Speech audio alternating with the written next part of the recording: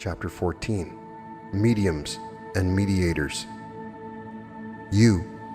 who, in your desire to serve me, have joined yourself with a church, religious organization, occult society, or spiritual order, of whatsoever nature, thinking by aiding in and supporting its work, it would please me, and that you might receive special favors from me in consequence.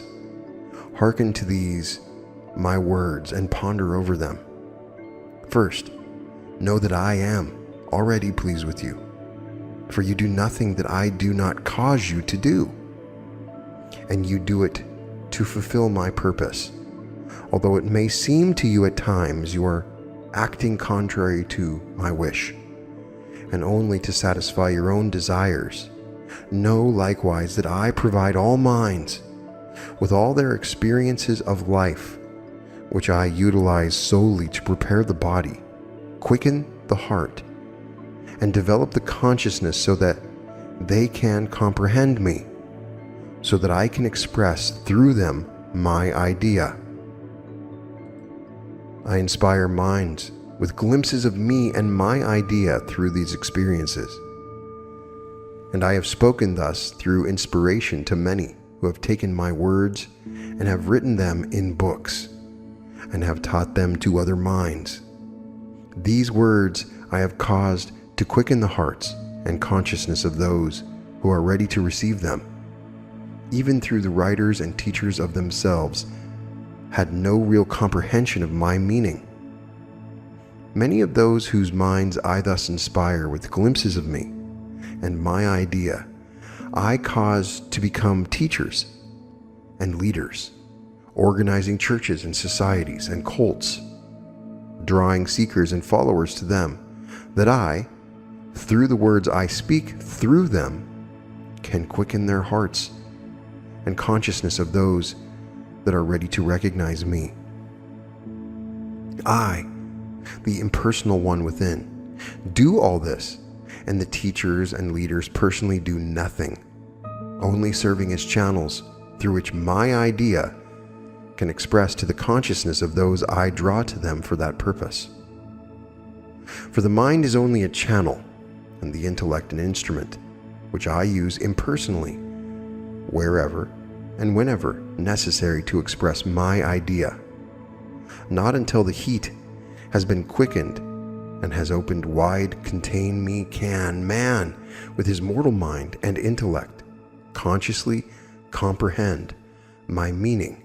when I express through him my idea. You, in your desire to serve me, may have found in some teacher or leader a personality whom you think, from the many seemingly wondrous words I speak through him,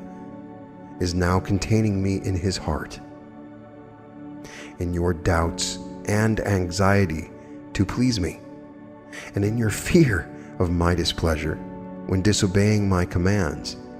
you may even have gone to such teacher or leader who possibly claimed to be a priest or priestess of the Most High, thinking that to get through such my message to you, or words of advice or help from some master or guide, you can hold, until finally in sorrow and humiliation, from the disillusionment of which eventually and inevitably follows, you once more are thrown back upon yourself, upon the teacher within, upon me, your own true self. Yes, all the deception, all the discipline, all the taking of your ardor and devotion, not to speak of your money and services to what you believe to be my work, and selfishly purloining and utilizing them for the upbuilding and strengthening of their own personal power and prestige among their followers, feeding each of you with just enough subtle flattery and promises of spiritual advancement, together with clever sophistry, under the guise of high and beautiful sounding spiritual teaching, to keep you bound to them so you would continue to support and to honor and glorify them, ever holding over you the lash of my displeasure if they receive not unquestioning trust and obedience. Yes, all this I permit to be. For it is what you desire and seek, and desire is truly the agent of my will. You may be even giving to some other teacher, either in the seen or the unseen, and no matter how true, well-meaning, and spiritually wise, who you think cannot be classed with the kind just mentioned, your unquestioning love, devotion, and obedience, and you may be receiving what you think are teachings and guidance of inestimable value. All this is well, so as long as you are receiving that which you seek and think you need, for I supply all things to satisfy such desires. But know that all such is vain and unproductive of the real results sought, for all seeking and all desire for spiritual attainment is of the personality and therefore selfish, and leads only to final disappointment, disillusionment, and humiliation. If you but can see it, it is in the disillusionment and humiliation that the real results are attainable. For those are what I opened up for you and led you towards, when presenting the possibility of getting help from some human teacher, and these disillusionment and humiliation, and what I purposely brought to you in order that, having become once more humble and docile as a little child, you would then be ready to listen to and obey my word spoken within. And hearing and obeying, you could enter into my kingdom. Yes, all outward seeking will end thus, and will but bring you back to me, weary, naked, starving, willing to listen to my teaching, and to do anything for even a crust of my bread, which in your stubbornness and conceit you disdained before, and deemed not good enough for your proud spirit. Now, if you have had enough of teachings and teachers and are sure that within you lies the source of all wisdom, these words will bring joy unspeakable to your heart. For do they not confirm that which you already have felt within to be true? For you, who cannot yet see this and still need a mediator,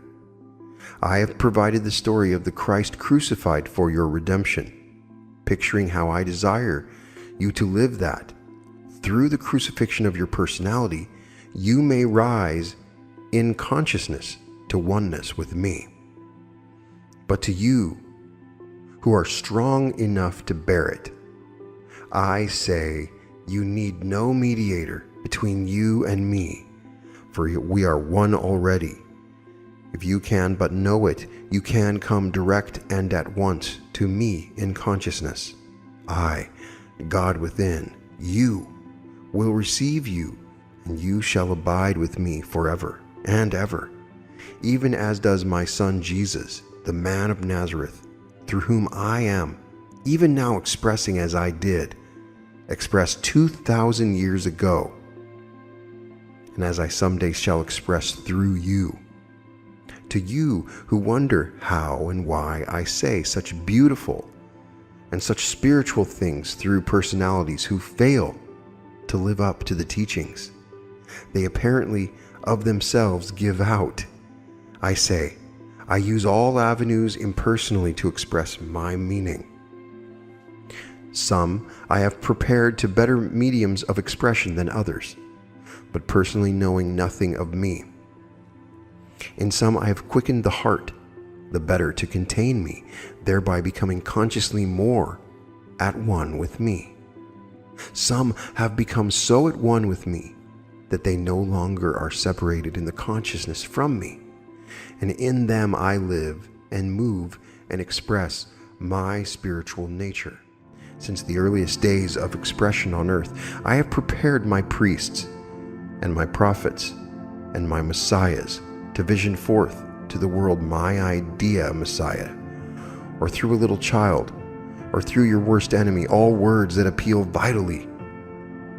to you are the words the I am of you speaks through the organism of such medium to your soul consciousness. Should a number be gathered together to hear my word spoken through one of my priests, it is not the priest of himself, but I, in the heart of each hearer, who draw from the priest the vital words that sink deep into the consciousness of each. The priest knows not what he says that so affects you and may not even comprehend my meaning of the words he speaks to you. I within him do draw from the combined devotion to and belief in me, consciously and unconsciously expressed by all those gathered around him, the spiritual force which serves as a channel or a connecting line through or over which I reach the consciousness of those minds I have prepared to comprehend my meaning. For although I speak the same words to all, yet these words contain a distinct and separate message for each, and no one knows any but the message I speak to him. For I within you choose from the words the meaning I intend for you, and I within your brother and your sister likewise choose the meaning I intend for each of them. When 2 or 3 are gathered together in my name, there will I always be. For the idea which draws them together, I, within each, inspire for it is my idea. From the union of their aspirations towards me do I create a medium or channel through which I enable the soul consciousness to gain such glimpses of me as each is capable of comprehending. Every priest, every teacher, every medium I cause instinctively to know this, for they're mine chosen ministers, and I likewise cause to awaken in them a desire to surround themselves with followers that I may quicken in the hearts of those who are ready a consciousness of my presence within. The priest, the teacher, or the medium themselves may never have recognized me within, and may be deeming me as entitized or personalized in some master or guide or savior without themselves. But nevertheless, there are those whom I lead to these, my ministers, in whom through certain words I cause my ministers to speak. Together with the spiritual force furnished by the various aspirants, I am enabled to awaken their soul consciousness to a real comprehension of me, the impersonal one, seated within, in the very midst of all, in the heart of each. For the I am of my minister and the I am of each follower are one in consciousness, one in understanding, one in love, and one in purpose, which purpose is the fulfillment of my will. This I am, which is wholly impersonal and knows neither time, space, nor different identities, merely utilizes the personalities of both minister and followers and the circumstance of personal contact as a means of giving voice to my idea, ever struggling within for outer expression. Those ministers who take the confidence and trust of my followers and use it to further their own private purposes, I cause to awaken to a recognition of my will and my idea all in proper season. This awakening, however, is not pleasant to their personalities and almost always causes much suffering and humiliation,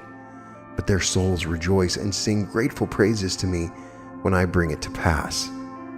Therefore, wonder not at the sometimes wonderful words of truth that come from mouths apparently unfit to speak them, and comprehending not their meaning, nor at the fact that simple followers oftentimes awaken faster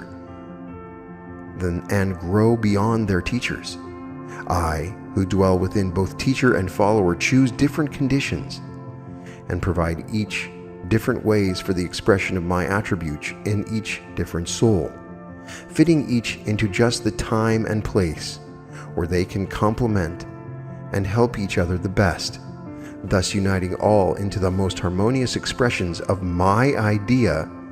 possible under the circumstances.